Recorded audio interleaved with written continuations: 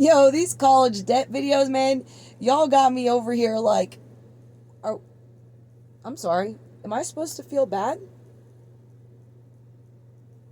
Let me tell y'all something. You went to college, you got to pay your debt, right? Everybody else that has went to college has had to pay their debt. Unless they put in hard work in their academics or in sports where they got scholarships. They still had to put in their work. But y'all be cracking me up. Because even 16 years ago, when I was 16, I was asked, what position do you want to play? Where do you want to go? And what do you want to be? You know how much that is on a 16-year-old to dictate the rest of their life right then and there? I was a pitcher, a catcher, and shortstop. What do you mean? I don't want to pick one. I love all three. Where do you want to go? I lived in South Florida. Where it stays warm and where the beach is. At 24 years old, I brought myself up to the mountains, and I just had my 7th winter here. What do you want to be? What do you mean? What do you want to be? I have to be one thing for the rest of my life?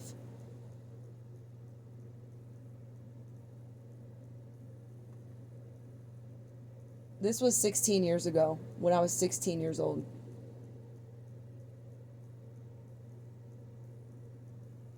You know how many people I've watched over the years go to college and waste their time? What makes you think you're so special? Just because I was able to see right through the BS, just because I took a different path? If softball was professional, I probably would have went to college. But I would have done everything in my power to go professional straight out of high school. I was already All-American twice. I played in Grand Central Park after they were personally calling me to come. I was already receiving letters before they were even able to physically talk to me. I had a college from Maryland trying to reach out to me. I could have probably went to any college I wanted to. Because when I was asked that, I had 2 years to bust my butt and probably get a full ride wherever I wanted before I graduated. But I knew college wasn't for me. I didn't understand going to college to do the same thing for the rest of my life because I'm more than that. I didn't want to just be a veterinarian.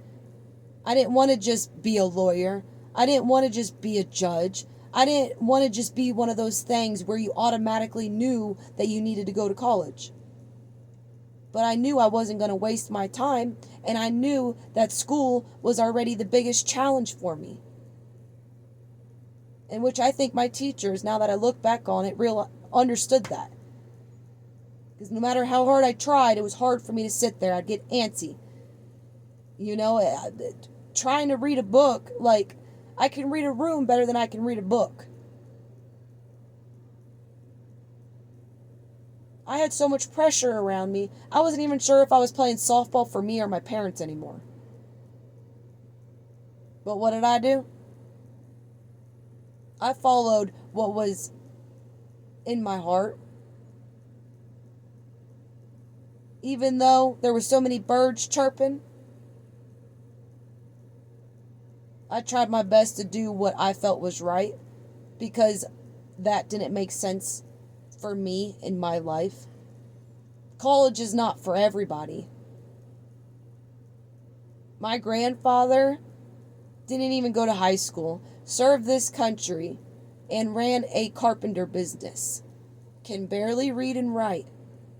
The best man I've ever met, encountered, talked to, had the privilege of being in the same company of. Did not go to college. Can barely write. Can barely read. But he was a dang good carpenter. And he owned his own businesses. He started them up from scratch. I know that there's this whole illusion about college, and sometimes it's like you're put underneath a spell and forced to go, apparently, because the pressure is that real. But this is a prime example of welcome to adulthood.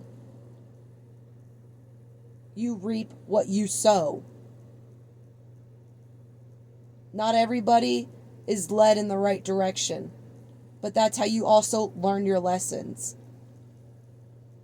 And this is a valuable lesson you need to be learning, whether you like it or not, because that's the fact of life. And you'll actually be able to grow up.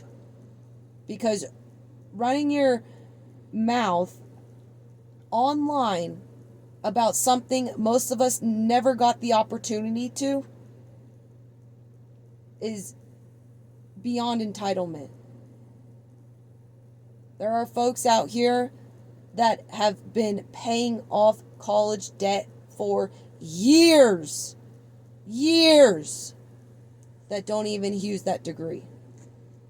Or maybe they do use that degree. There's folks out here that didn't go to college. You think we got interest free at the last 4 years during the worst administration when inflation was sky high? You think we got interest free on our home insurance, car insurance? You think we got interest free on any of that? We didn't even get 1 month interest free. And now you got something to say all these years later?